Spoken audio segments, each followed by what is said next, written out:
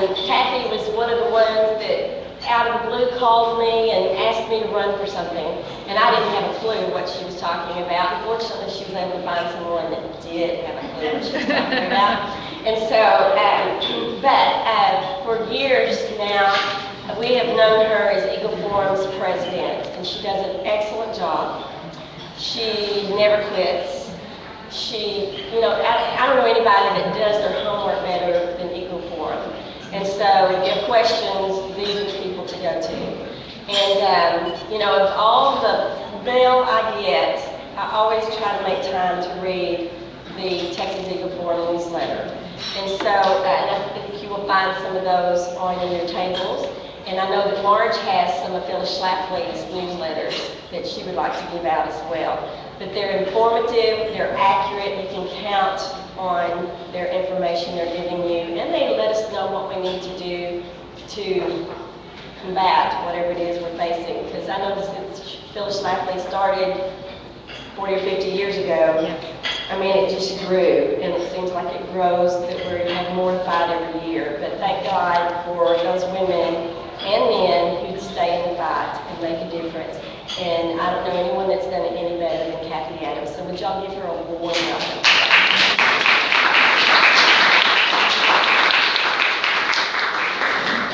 Thank you so much, Sharon, for being so gracious. And this is a club that I always look forward to coming back to. And so thank you so much for your kind invitation. And thank you for the elected officials who are here. Your reputation precedes you, and they're all very good. So thank you so much for that. Well, this is a topic that is near and dear to so many hearts.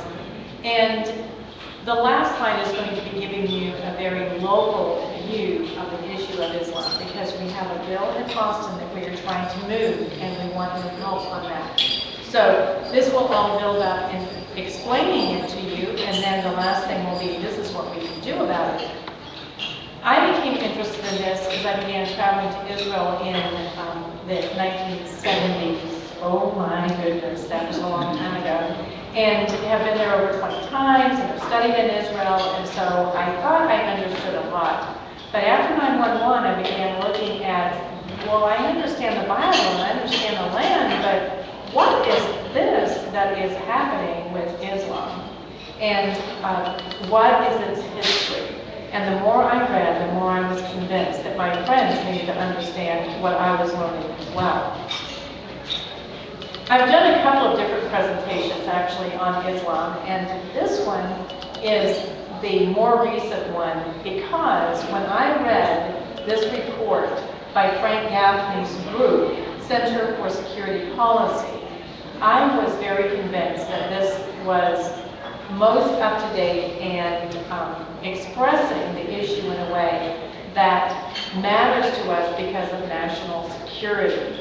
And so that is a 177-page report, Sharia, the threat to America, and of course this is exactly what we are facing as far as care and organization that is also very active in Texas as well as in other ways. In Austin, when we had this bill that I'm going to be introducing at the end presented, we had man and imam with headdress and a long robe, and this is something that they are very, very concerned and interested. Why? Because they want to implement Sharia law, very clearly Sharia law.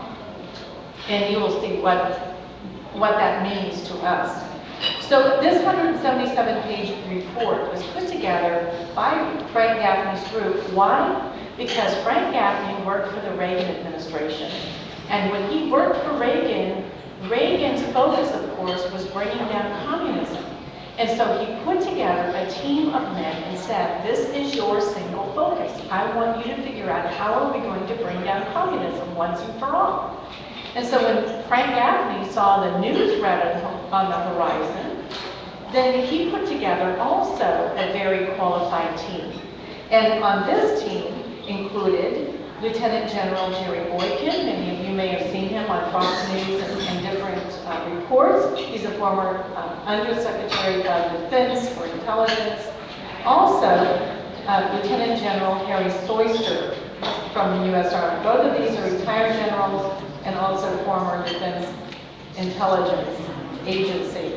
And so very qualified men who put together a report. This is what we need to know, and this is why we need to know it regarding Islam.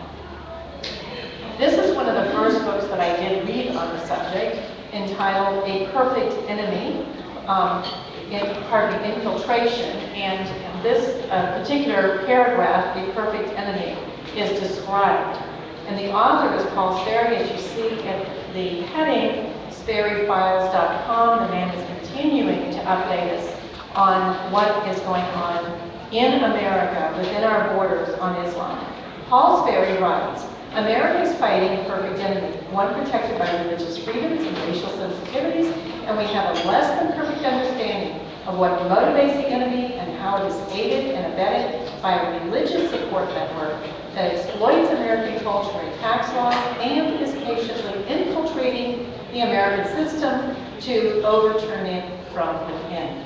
In 2008, Paul Sperry wrote that paragraph. And as you see, just to parse that a little bit, to overturn from within.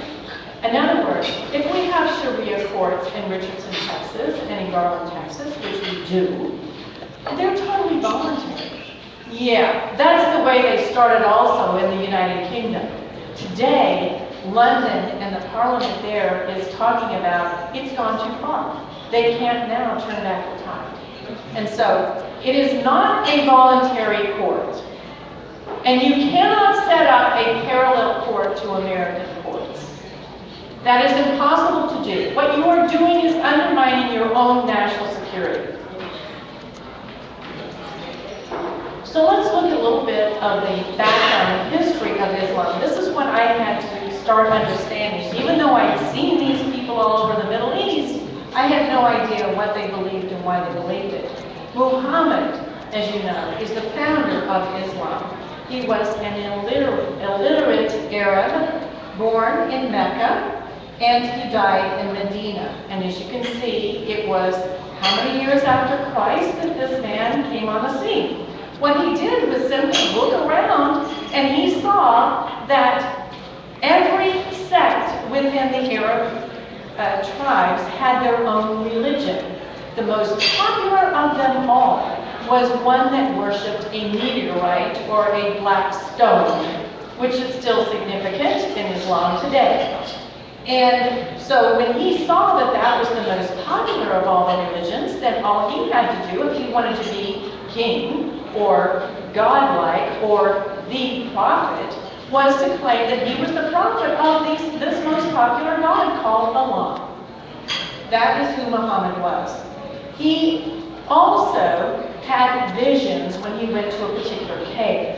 And he claimed that it was the Archangel Gabriel who gave him the verses of the Quran. Now, mind you, while the Quran is the book of Islam, it was not written by Muhammad, and it was written actually a number of years after his death by men who never had read anything also in Islam. It was all a verbal kind of passing along.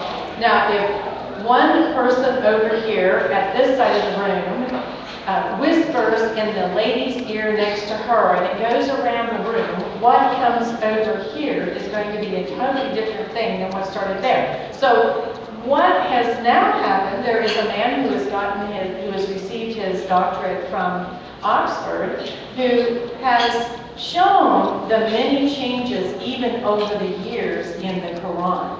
It is not a book that was inspired, as was the Bible. Instead, it was a book that was written by men and has changed considerably over the years. And that is now documented in a book, in a thesis, a doctoral thesis at first, and now in a book. The Quran contains 114 chapters called surahs, and look at the number of verses, which are called ayahs, 6,666. For those of us who are Christians, that kind of piques our interest as well. There are 5 pillars of Islam. The first is faith in Allah and Muhammad as prophet. Prayer 5 times a day toward Mecca. Tithing, which is called zakat, and the money, unlike that is raised in synagogues or in churches, only goes to Muslims.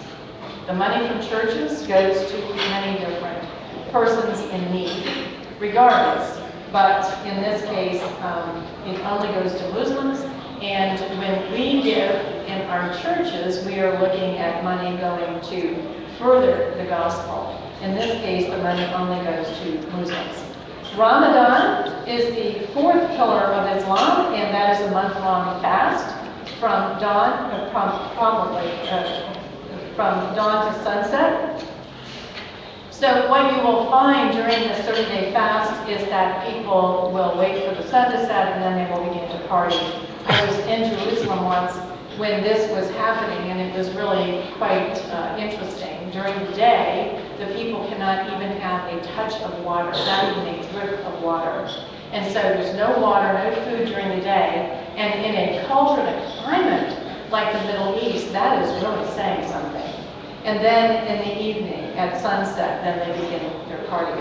The 5th is the Hajj, which is a pilgrimage to Mecca, and it goes then to walk 7 times around the Kaaba, which is the stone that I've already mentioned. That was the significance of the religion that Muhammad set himself up in front of as the prophet of Allah.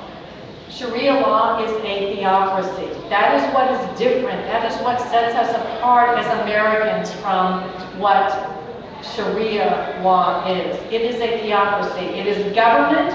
It is everything about family law. It is everything about criminal law. It is everything. And so it cannot run parallel to our U.S. Constitution, and I'll make that point stronger in a moment. Sharia literally means a straight path or an endless supply of water. And again, when you're considering the Middle East, you know how water is such an importance. And for the drought that we have suffered as Texans, we kind of get it too. And all the billions of dollars that we're pouring into establishing new sources of water in the state of Texas. Sharia is held by mainstream Islamic authorities, not just radical Islamists. So the question is, someone today is a very nice neighbor of yours. I was speaking in a Christian school a number of years ago, and it was very interesting, the number of students who said, but I have a neighbor who is Muslim, and they're very nice people. And, you know, it's like, what is the tipping point in Islam? No one knows. What is the tipping point? Because if you hold to Sharia law, do you hold to all of it or some of it? If you're going to be a religious Muslim, you're going to hold to Sharia law. But at what point do you hold to all of Sharia law? That is the unknown. That's what makes it so difficult for us in foreign policy to deal with this. And certainly with the president that we have, who has given in to radical Islam and the Muslim Brotherhood, which we will see more about, it's not playing well for us anywhere around the globe. There are 4 sources of Sharia: the Quran, which they call the uncreated word of Allah, and as I've already explained, that is a very wrong understanding of the Quran. It's changed dramatically over the years, and Allah was an illiterate Arab. He didn't write it. It was years after his passing that those who had memorized different parts of what he had said then wrote it. It was not inspired as the Bible was inspired by the Spirit of God. The Sunnah are the actions and sayings of the Prophet, including the deeds, meaning that what he did and what he said during his lifetime. So you have the Sunnah as well as the Hadith there. The Ijma is the consensus of scholars only when they cannot find a specific ruling from the Quran or the Sunnah. And then lastly is called the Qiyya, which is what Islamic jurists employ, using analogy, reasoning, and legal precedent to teach new case law. So those are the 4 sources of Sharia. How is this hoped by the Islamic community to affect America. Here is one man who is from the UK, and he wanted to do a rally in 2011 in the United States, and it was postponed. That this is something that he is very outspoken about, makes no apology for. This is Muslim cleric Ahem Chowdhury. He said, the event, this rally that he wanted in 2011, is a rally, a call for Sharia, a call for Muslims to rise up and establish the Islamic State in America. That is the goal. There is no secret about this. And you'll find it not only Chowdhury saying this, but you'll find it very clearly written in most everything you find from the Muslim Brotherhood. This is the goal. There was one man who worked in the Homeland Security Department under Barack Hussein Obama,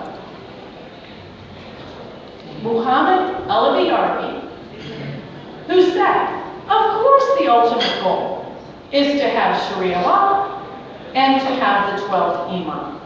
They're making no secret about this. We ignore what they are saying at our own peril. They are not holding it back. It's no secret. This man also said, look, at the end of the day, innocent people, when we say innocent people, would be Muslims. As far as non-Muslims are concerned, they have not accepted Islam, and as far as we are concerned, that is a crime against God. This is what the man said about those who are non-Muslims. It is in opposition to Americanism, and there are so many sources online, and as I say, none of this is held in secret.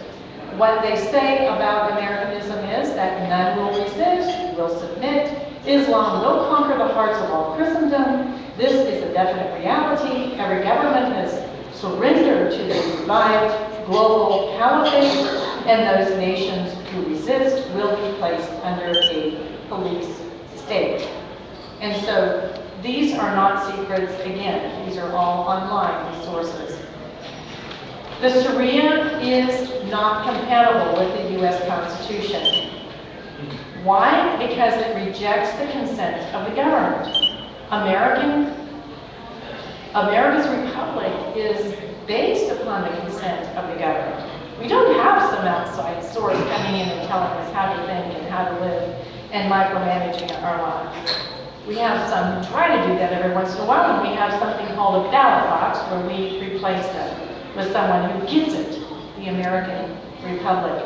They also reject equal treatment under the law, and I will show you a slide about that in a moment. They also reject freedoms from cruel and unusual punishments, including cutting off of hands for stealing, or, as we learned after Saddam Hussein's fall in Iraq, it also meant political retribution. There were men who were captured and their right hands removed out of political retribution, not because they had stolen. Here is a slide concerning the women under the Quran. And many of you may have seen just recently, there was a woman dressed in a red dress, and she did have on a headscarf. But there was a woman who was dressed like this, who went up and grabbed her arm and was trying to be the policewoman on the Arab street. That she was unacceptable because even though she wore a headscarf, her face was not covered. There was another woman, many of you may have seen online in a YouTube, that was killed by these police that roam the streets in places like Saudi Arabia because the woman's eyes were not covered. And she made no apology for that, and so she was shot on the street corner. But Muslim men can marry 4 wives and have numerous concubines. In order to divorce one of his wives, he just has to say, I divorce you 3 times and it's over. It's all in the man's hands. It's all what he wants to do. There is no way that a woman has a response to that. One man's testimony equates to that of 2 women. This is Sharia law. And so how in the world can you have a court in the United States of America that is parallel to our courts with these kinds of laws? The ultimate abuse of women, I believe, was the fact that Muhammad himself married a 6-year-old girl and consummated the marriage supposedly when she was only 9. That is child abuse. That is Muhammad. Another facet of Islam that is foreign to our way of thinking is something called taqiyya. The Quran says it's not okay to lie to another Muslim. However, Sharia demands that Muslims lie where it's advantageous in dealing with infidels, whose submission is an obligation. And so they can lie to us. So how do you know what someone is telling you is true or not? You want to give everyone a benefit of the doubt. But what we are learning in America, if we have not learned, we will be learning, is what is Western civilization? It is built upon right and wrong. It is a life built upon the Judeo-Christian way of thinking. We cannot impose that view on the rest of the world. The rest of the world, who does not embrace Western civilization, has a very different way of thinking, and we cannot superimpose our thinking upon them and say, oh, well, they won't do that. That's wrong, they won't do that. Well, they may not consider it wrong, and so they may do that. The Holy Land Foundation, as was found during the court hearings, was involved in sedition. And this was during the trial in Dallas. What they are tending toward is insurrection and not peaceful assimilation and coexistence with non-Muslims. This is a very big problem, and this is happening. If you drive into Richardson, Texas today, it is very, very much alive and well. Nearly every Muslim organization in the United States is controlled by the Muslim Brotherhood, and as you see their logo here in the bottom right-hand corner, it's the crossing of two swords. And green is the Islamic color of choice. The Muslim Brotherhood is also called the Ikhwan. It was established in 1928, which happens to be 5 years after the fall of the last caliphate. So the Muslim Brotherhood, the caliphate is a global reign of Islam is the goal. That's the caliphate. But the Ikhwan was founded 5 years after the fall of the Ottoman Empire, which was the last caliphate. The Muslim Brotherhood is active in 80 countries around the world, and it is the strongest and best organized of all the Islamic organizations. The Supreme Guide is the individual leader, and he is based in Cairo, Egypt. We will be introduced to him in the next slide. They also have an organizational conference and a legal body called the Shura Council. This is the head of the Muslim Brotherhood today. He is the Supreme Guide. He is the 8th leader. He was installed in 2010. As you see, he's a veterinarian. This man spent 9 years in prison for Islamic activism. This man in this picture thought that he would reach out to the Muslim Brotherhood and try and make peace. Let's all come to the table and make peace, not war. So Anwar Sadat let him go. And of course, Anwar Sadat, after signing a peace treaty with Israel, was assassinated. And so that was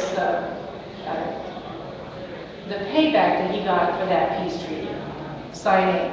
And I happened to be in Israel my very first time in 1979, the day that that peace treaty was signed. I had no idea that sharpshooters were not always around the walls of the old city of Jerusalem. I had no idea. Every time I've been back since, I found it very peaceful because I'd never seen anything like what I saw there in 1979. The mission of the Muslim Brotherhood, and again, this is online. God is our objective, the Quran is our law, the Prophet is our leader, jihad is our way, and death for the sake of Allah is the highest of our aspirations. That is not Western civilization. The goal also is to implement Sharia worldwide and to establish a global caliphate. Again, this is online, the mission of the Muslim Brotherhood. Its strategic plan for North America is very interesting, one that we should see, and this again is online. The process of settlement is a civilization jihadist process with all the word means. The Ikhwan, again another word for the Muslim Brotherhood, must understand that their work in America is a kind of grand jihad in eliminating and destroying the Western civilization from within and sabotaging its miserable house by their hands and the hands of the believers so that it is eliminated and God's religion is made victorious over all other religions. Do you feel like some of this is happening already? We have some who are certainly trying to create chaos in every corner. It's hard for me to discern the difference between what the Muslim Brotherhood goal is in establishing Sharia law and a global caliphate and what Saul Alinsky tried to do in creating chaos. Especially if you happen to be there, as I was, for the House Bill 2 negotiations and votes on the House and Senate floor. People coming in who were bussed in with our federal dollars going to these radical organizations, and these people here only to create chaos in Austin, Texas. The Muslim Brotherhood in the United States comes under a number of different brandings. One is called the Islamic Society of North America, the Council on American Islamic Relations, CARE, that is their spokesman. CARE is their spokesman. The Muslim Student Association, not so much in Texas, but on university campuses around our country now, we have so much anti-Semitism. This is the source of it right here. The Muslim Student Association, the Muslim Public Affairs Council, and the International Institute for Islamic Thought. Civilization jihad is political and psychological warfare to neutralize and ultimately subvert America's foundational institutions. What are those foundational institutions? Well, they're political, they're military. Well, my goodness, military. We have certainly many things in our military that are going awry, don't we? I mean, putting women in combat positions when they cannot compete with a man even on an obstacle course. What are we doing? We're undermining our military, who, according to Rush Limbaugh, and I think it's probably the best phrase ever, are supposed to break things and kill people. I mean, the military is being undermined in its effectiveness. We have no better model of that than U.S. Army Major Nidal Hassan. Now, why was he a major? Why was this man in such a leadership role at Fort Hood in Texas when he even showed a 50-slide briefing where he said the Quranic view, where he showed the Quranic view, and then the man ended up killing 13 Americans, 14, because there was one woman who was carrying a baby. But he said that he could not be deployed to the Middle East because it would put him in a place to kill without right. He said that. And yet, he was a major, United States Army. Here is the head or the founder of the Council on American Islamic Relations, CARE, and Omar Ahmad, who said this: the media person among us will recognize that we send two messages, one to the Americans and one to the Muslims. It's very easy to tangle language in such a way that the Muslims hear one thing because they understand what's really being said, and we as Americans, again, in our Western thinking, are imposing our right and wrong upon people who do not understand right and wrong as we understand it. The mosques are political statements. This is a statement right out of the sitting Prime Minister of Turkey, who is a member of, our military coalition even, NATO. He said, the mosques are our barracks, the domes are helmets, the minarets are bayonets, and the faithful are soldiers. An ally? Do you consider this man an ally with a statement like that? This is the Blue Mosque in Istanbul, Turkey. This is a pictures that I've taken. I think that the artistic things and the colors are nice, but I think that those minarets look very demonic. I don't know why someone thinks that that is beauty, but that's what they call beauty. Daniel Pipes is another highly knowledgeable author on Islam that I recommend. He wrote an article that was in the New York Sun entitled, "What Do the Terrorists Want?" And he made it very clear. They make it very clear. Their goal, their real project is the extension of the Islamic territory across the globe and the establishment of a worldwide caliphate founded on Sharia law. Sharia laws? Right. Sharia laws. A caliphate, what is it? A caliph is the head of state. A caliphate is a dominion of the caliph, representing political unity of the Muslim Ummah. And the Ummah is the nation, the Muslim Ummah. The Ottoman Empire, as I said, the Ikhwan, or the Muslim Brotherhood, was established in 1928, 5 years after the fall of the Ottoman Empire. It was felled by a man by the name of Ataturk, father of the Turks. And what did he do when he took over and secularized Islam? They got rid of the beards, and these are different pictures of the man so that you can see how he has changed himself. You get rid of the beards by men, the wearing of headscarves by women, and they're called to prayer in the muezzins. The Turkish language was even changed to a Latin script, and the Turkish military then was put over as custodians of the secular tradition. That is all being changed now by Erdogan. And many are calling for a caliphate, and certainly we are seeing Islam on the march around the globe. Here is a man who pretends to be a Republican. I do not consider him one. I think that he is a man who has lost his way. I'm very grateful for one talk show host who has said that as long as this man sits on the board of the NRA, the National Rifle Association, I am withdrawing my support. And now he has stepped down from the board of the National Rifle Association because, by golly, he's guilt by association. Islamic terrorists are his friends, so how in the world can he claim to be a Republican or a board member of the National Rifle Association? This is none other than Grover Norquist. One man on his board of directors said at a White House rally in 2000, "I've been labeled as being a supporter of Hamas." Anybody supporters of Hamas here? And everyone cheered. He went on to say, "We're all supporters of Hamas, and everyone cheered. I wish they added that I'm also a supporter of Hezbollah. These are terrorist organizations, according to the U.S. State Department, and so why in the world would this man be sitting on a board for Grover Norquist? The man is supposed to be the one who watches everybody's taxes and makes every candidate sign a no to tax pledge. What good is that if you don't even have a constitution because Grover Norquist a few years ago married an Islamic woman?"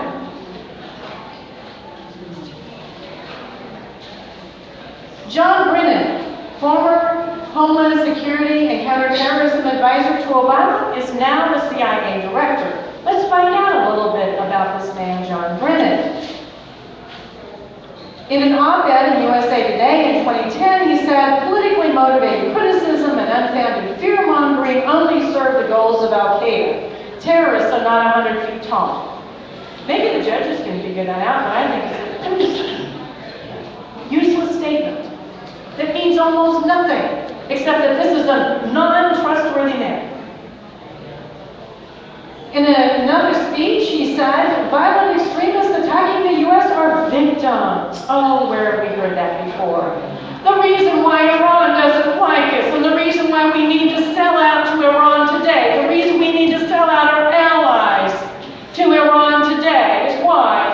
Well, because we have a president who has lived outside the United States. He understands how we are regarded by the outside world, and we've got to drop our guard. No national security.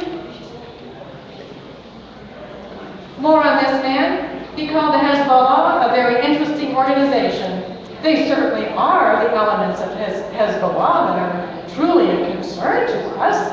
And what we need to do is find out ways to diminish their influence. Where have you heard this before? It's Marxism as far as I'm concerned. It's not Americanism. It's not American first. So who is this man today? He's the CIA director, appointed by none other than Barack Hussein Obama. And his swearing-in ceremony is traditional. Put your hand on the Bible, correct? Not in this man's case. He put it on the Constitution. Oh, without those pesky 10 Bill of Rights. You know that one that says you have a right to religion and speech? So that's who John Brennan is. Once a Muslim walks on land, and it's certainly once they build a mosque, that is land claimed for Allah. So it doesn't matter that they were tenant farmers in the land of Israel given to the Jews. They walked on the land, and so therefore they own it, and therefore as a two-state solution brought to us by none other than George W. Bush, and topped up first and foremost by former First Lady and now presidential candidate Hillary Rodham Clinton. Folks, these are problems, and we had better quit playing political games with them. I care a whole lot more about the future of my 5 grandchildren, and I'm sure you do too, than playing political games. This is just one of the statements in the Quran. Oh, you who believe, do not take the Jews and Christians for friends, for they are friends but of each other. And whoever amongst you takes them as a friend, then surely he is one of them. Surely Allah does not guide unjust people. That is the Quran 5:51. So Christians and Jews are their enemies. Here's a woman with a lot of common sense, a woman who saw one of her own professors killed by the Muslim Brotherhood.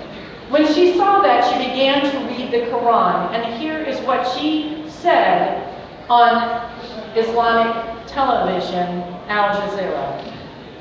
There are too many verses in the Quran which say you must kill those who are non-Muslim. You must kill those who don't believe in Allah and His messenger. I started to ask, is this right? Is this human? All our problems in the Islamic world, I strongly believe, are the natural outcome of those teachings. Go open any book, any class, in any school, in any Islamic country and read it. You will see what kind of teachings we have. Islam tells its followers that every non-Muslim is your enemy. We can only ignore this for so long. The objective is clear. And this is the chairman of CARE who said, Islam isn't in America to be equal with any other faith, but to become dominant. The Quran should be the highest authority in America, and Islam is the only accepted religion on earth. When he's calling for the law, he's calling for the Quran, he's calling for Sharia. Sharia. So why is it then that we have and I'm going to skip to the end here. These are all Quranic verses. Also, we do have 2 congressmen in the United States Congress who put their hand on the Quran to be sworn into office. 2 Muslims already. House Bill 562 in Texas is in the state legislature right now. And it simply says that only American laws and Texas laws will be used in Texas courts. A very simple law. Being handled, the author is Jeff Leach, a fine Christian man from Plano, Texas. And we are having a very hard time getting this bill out of committee. The committee chairman keeps giving us the runaround. Oh, well, it might be voted out next week, and so everyone gets encouraged, and everyone calls the members of the committee to vote to get it out of committee. And then it's put off for another week. The session ends the end of May. The clock is ticking now for the time when they start doing certain procedures. If the bill hasn't gotten this far into the process, it's dead. And then there's another date. If the bill hasn't gotten this far in the process, then it's dead. Folks, if we don't get House Bill 562 up for a vote in the State House in a timely manner, then it cannot get to the Senate. And again, we will be looking at a missed opportunity. This is very important. I believe that the American Constitution, the Constitution of Texas, the laws of our state, the lives of every Texan are at risk without this law. House Bill 562, so I hope that you will ask your legislators to support it and to work with those members on the committees to get it onto the floor of the House for a vote. We also need to get it through the Senate, and it could be picked up there. I know that we have over 100 bills that have passed the Senate that are sitting on the docket, and Joe Strauss is systematically killing them. And he promised it, and he is following through on his commitment to kill our bills. But we the people are still in a place where we have the freedom of speech to call and to ask, and all of this needs to be preceded with prayer before the God of gods and the King of kings. And Jesus is his name. So with that, I'd love to hear your comments or your questions. Yes, ma'am. I saw an article on the internet, and it showed a picture of a special room in Irving that was given for Sharia law, and they said it was only divorces. Well, I understood what you said. All he has to do is say, I divorce you, I divorce you. So I didn't quite understand why this was given over just to divorces. Right. But I guess that's a foot to the door. Right. You're making a very good point here. That's why the bill, House Bill 562 by State Representative Jeff Leach, is going after family law as directly as it does. What she is saying is that in Irving, they had a court, we'll call it a kangaroo court because they call it a Sharia court, that was only handling divorce cases. Well, a man, according to the Quran, all he has to do is say, I divorce you 3 times. This is nothing but the nose under the tent. Now, the great news is that Mayor of Irving, Texas, Beth Van Dyne, is also an attorney. And Beth Van Dyne has made it very clear that she supports and is doing all she can to pass House Bill 562. She is asking, she is begging for this law, and has made a public statement not only in support of that law, but to say that this, what they're calling a court, which is a kangaroo court, has no standing in her city. Thank God for Beth Van Dyne. Yes. Okay, like in Richardson. I'm sorry, Yeah. Richardson, are those courts, or are they using the word panel to confuse us? Yeah, what actually is happening, she's asking, are these in Richardson, are these panels, or are these actually courts? They will parse any word that would profit them and put us off and confuse us and keep us off their backs. That's all they're doing. But these are, in their minds, courts. And typically what happens is that a Muslim couple will go before a JP, for example, a Justice of the Peace, and plead a case. And he said, well, you know that we don't deal with that in American law. This is something under your law. If you want to deal with that, you have to go to wherever your court is. And so they are taking it as though that JP is legitimizing that court. It's not a legitimate court. It has no standing. But until we have this law protecting us in Texas, this House Bill 562, they can argue that they have standing. Yes, sir. Yeah, in 1979, nobody knew anything about this. I went on TV all over the city and didn't know anything about everything. Been studying ever since. Everything that occurred here is exactly true. Let me mention one thing that might weaken your thoughts on all this a bit. You might think about Hitler's Mein Kampf and that being struggle or war. In jihad, jihad means only war, and by war we mean bloody death to the other people. Okay? Jihad is the requirement of all Muslims.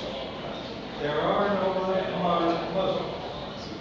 There are apostates, and then there are Muslims.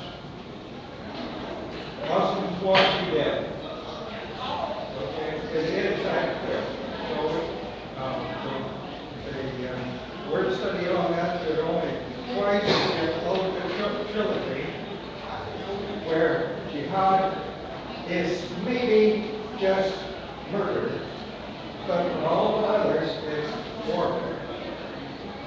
So, to be clear, there is no moderation here. No, and every Muslim who holds to Sharia, we don't know when that tipping point is. That's a very, very good point, and thank you for the confirmation. I appreciate that. This gentleman, I kind of got around. Is there a Senate bill, a pending bill already? There is a Senate bill, and I'm sorry I've forgotten the number of that. It is Dr. Donna Campbell, Senator Donna Campbell, who's carrying And that. are cleared the Senate? No, it's not. No, it's not. But I'll tell you, on my way here today, I was talking to Joanne Fleming, many of you know her, and we're also working on marriage. And I mean, we're to the point where we have been run around so many times in the state of Texas on that issue of marriage. The fact is, on April 28th, the U.S. Supreme Court is going to hear arguments on marriage. And we expect that they're going to do the wrong thing. Right now, the state of Alabama, and excuse me for segueing here, but this is, I could not be more passionate about this. The state of Alabama, under their Justice, Roy Moore, has said, we're not doing these marriages in the state of Alabama. But Alabama's Alabama. Texas, oh my goodness. Texas holds a whole lot more power and a whole lot more authority. And if we don't come out and do something before April 28th, this could be the end of America. And so one of the things that we are doing, and I promised Joanne I've got 2 radio interviews this afternoon, but anyway, I'm going to tell her about one text that I did get that has gone directly to Dan Patrick. And as much as all of us love him, and you know, all of us are grateful for all the things he's done, this is the issue. Why have you not gotten married through the state Senate? Let's get it done. Let's get it done. So that is House Bill 4105. And let me tell you what Byron Cook, the #1 henchman for Joe Strauss, has done on this bill. First of all, we had one bill, well, he didn't like that bill, you're going to change it up. So then we get a whole new bill. Okay, well, yeah, this will do it, this will do it. Now we get a whole, we got to have another bill. So now, okay, we got House Bill 4105. This is our bill. And what it would do is put marriage licenses under the comptroller of Texas. Why? We need a man who we are going to be able to hold to account as voters. And if anybody wants to issue a marriage license and get compensation for that in the state of Texas, then it is going to go through the comptroller. And we are going to affirm our constitutional amendment and our statute that says marriage in the state of Texas is only between a man and a woman. If we don't get this done by April 28th, I don't know that we're going to be able to hold back what is happening. And folks, I mean, if you are a believer, you understand what happened in Sodom and Gomorrah. You understand. And we are on the threshold. I mean, young people in schools, elementary, all the way through universities, excuse me, are being lied to. That these people are born this way. No, they're not. I've got friends who've come out of that lifestyle. I've got men who are willing and ready and begging for a bill to come up in the Texas legislature that they can testify in support of. Thank you so much. In order to defend the right of parents and defend the right of those individuals who choose to seek a way out of sexual perversion.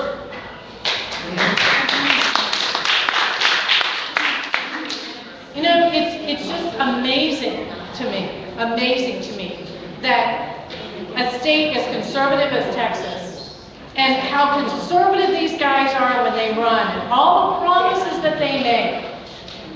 Now, and then something as personal and as spiritually devastating, either we win or we lose on how we define marriage. And so anyway, that's a long answer to your question. No, the Senate does have a bill. They have not passed it either. But we are putting the gauntlet down. Either you guys get this done, or we're not supporting you in the next election. Yes, ma'am. Have you made any connection, at the first of your talk, you're talking about how that Islam was trying to subvert our institutions. Have you made a connection between Islam and the marriage question or the demise of any of our churches? Well, we certainly have church. This is one of the bills that just yesterday, the chairman of State Affairs in the House, Byron Cook, #1 henchman for Joe Strauss, said, look, this is the bill. This is the bill that we'll support. You get behind Scott Sanford's bill. Scott Sanford is a very, very fine gentleman. He is a pastor from the Collin County in Texas, just north of Plano. His bill, excuse me, would simply, I'm sorry, protect pastors so that they wouldn't have to perform same-sex ceremonies. They wouldn't be forced to. And when I looked and I listened to that plea yesterday on a conference call, I said, this is useless. We've got Presbyterian pastors who are saying, I'll do it. We've got justices of the peace who will say, I'll do it. This does not protect marriage in the state of Texas if we simply say that pastors don't have to perform same-sex marriages. Did that answer that? Okay, what your question again was? I was just wondering, is there some kind of... Oh, is Islam connected to this? I think that Islam is just taking in and capitalizing on the chaos in our society. They do not support homosexual behavior. They kill homosexuals according to the Quran. So I cannot say they're directly involved in that. I think they're just capitalizing on the fact that this chaos is happening in our society, and they would use it. They would use it like they go into some communities that are totally debauched. You know, drug cartels are in control, and Muslims will go into those communities and clean them up, and then claim them. And then you have Friday prayers, you know, in the streets of the communities. And so they would capitalize on it, but no, I don't think that they are directly a part of that. One of those things, obviously, there are people in the State Department, you know, some of them are clearly playing for the other side. I mean, I just think Yes. a lot about it. Yes. But every world company or international activity that has been working in the Middle East, as Christians, we're supposed to say it's a sin it's a sin to lie. It is not a sin for them to lie. No, that's so right. they form, every one of them used to form a subsidiary that is under the guise of their Muslim laws, so their contracts are followed. Everybody in the State Department knows that. Mm-hmm. You know, that's where the nationalized oil companies, because they can just take them. Right. And so there's our contracts, you have contracts that we're taking. Mm-hmm. That's happening today, and somehow the State Department, we're going to join these treaties with you. Right. They mean nothing if they're Right, no, they with don't. us. Nothing. Well, and let me tell you right now, Obama's working on 2 trade treaties in secret. One of them is across the Pacific, and Islamic countries are part of it. And they don't allow any religion in Brunei, for example, other than Islam. And so how in the world can we be in a free trade treaty with a country that not only lies, but would kill Christians? I mean, this is making no sense. But this is the kind of chaos that we have going on. But our God is still on his throne. And we have not lost our republic, but it's up to us to keep it. And so we've got to be very engaged in the next election. Yes, ma'am. I know for an action plan for us, my husband and I left our church when we weren't allowed to pass out voter registration or just ask the preacher from the pulpit to say, please vote on Tuesday. And would it be a good action plan for us to talk to our pastors and mention the sanctity of marriage in the pulpit? I know there are prayer groups, but they are not preaching on marriage. Right. Yes, April 28th is D-Day for marriage. April 28th is the day that the U.S. Supreme Court is hearing oral arguments on marriage. And Texas Legal Forum, several others have filed amicus briefs in support of traditional marriage. And so we're doing what we can. Many different ones have. Joe Scarborough, a pastor, is part of a big prayer rally for marriage. But yes, you can go to your pastor and say, would you mention that we have on April 28th oral arguments before the U.S. Supreme Court, and let's pray for, I think specifically Justice Kennedy. One of the briefs that's been filed is really genius. He's using all the same arguments from writings that Justice Kennedy has used concerning other issues. And so Justice Kennedy is left with no argument, no leg left to support same-sex marriage. But he is probably the determining vote on this as well as many other issues. So what about the two that have performed civil ceremony? Yeah, they should recuse themselves. But do we expect them to do it? No. Will Obama make them do it? No. Will it be a major issue in the press? No, because they're all Democrats. If they were Republicans, boy, it would be an issue. They'd have to recuse themselves. But, you know, when we have a mainstream media that's on the wrong side, very hurtful. Thank you. Thank you again.